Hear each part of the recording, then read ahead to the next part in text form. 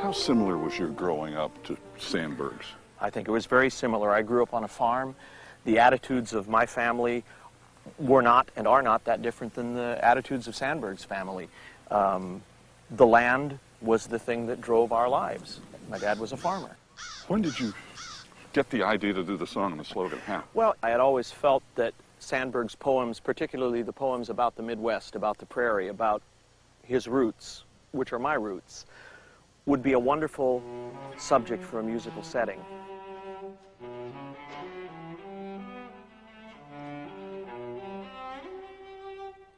This is our first read-through.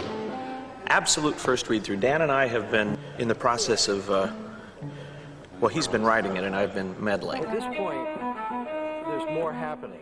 Very folk-like quality of that. We haven't discovered any mistakes in your part so far. Carl Sandburg, as you probably all know, used to go around the country in the 30s, particularly giving political speeches, and he would pepper these political speeches with folk songs. Lying in the shadows underneath the tree, goodness how delicious, eating goober peas. I've always been a lover of Carl Sandburg's poetry, and there's a extended prose poem called The Prairie, which he wrote, which contained lots and lots of very vivid images about the prairie as a living, breathing entity.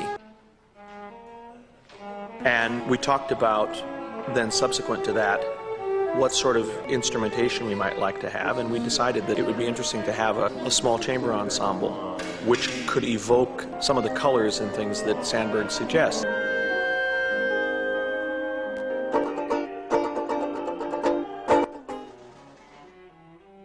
And throughout the course of this poem, there are two voices that are heard. There's the voice of the prairie speaking, and then there's also the voice of Sandburg, of an everyman character who springs from the prairie.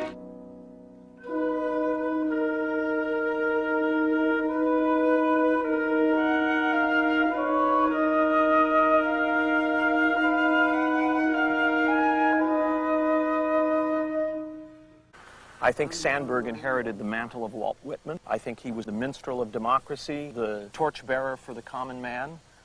I think that all the things that the Founding Fathers wrote about human potential, all the things in the Declaration of Independence, the Constitution, were for Sandburg realities. He saw them in the faces of everybody around him. I think that those attitudes were the central canon of all of his works. In the song and the slogan, we have inserted a little poem called My People. And Sandburg says, my people are gray, pigeon gray, dawn gray, storm gray. I call them beautiful, and I wonder where they are going. For me, what that says is that we are a many-hued fabric, we human beings. And where we can go is only limited by our ability to dream. When we read Sandburg, we keep reading the word land, land, land. One of the things that jumps out at you about Sandburg is that his respect for people is, no pun intended, grounded in a respect for the land from which life springs. Throughout the song and the slogan, he makes reference to the land, and it's as if Sandburg hears the voice of the spirit of the land, and it talks to him all the time. He says, the prairie sings to me. He gives voice to the prairie, and the prairie speaks to us. It says, I am the prairie mother, mother of men, waiting. I am dust of men. I am dust of your dust.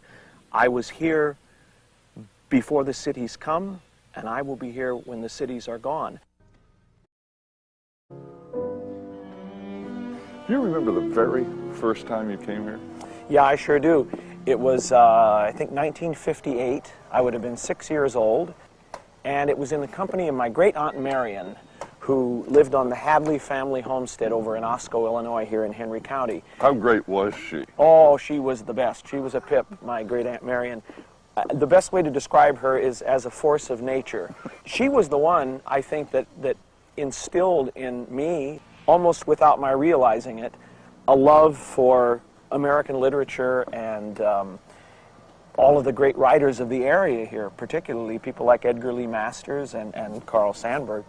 And I remember that she was very keen to bring us here, all of us kids, so that we could get a sense of the history of the place we come from. There was a lot of history here, though. Tremendous amount of history. Now let's go inside because there's someone I want you to meet. Okay. David Hartman, this is Steve Holden.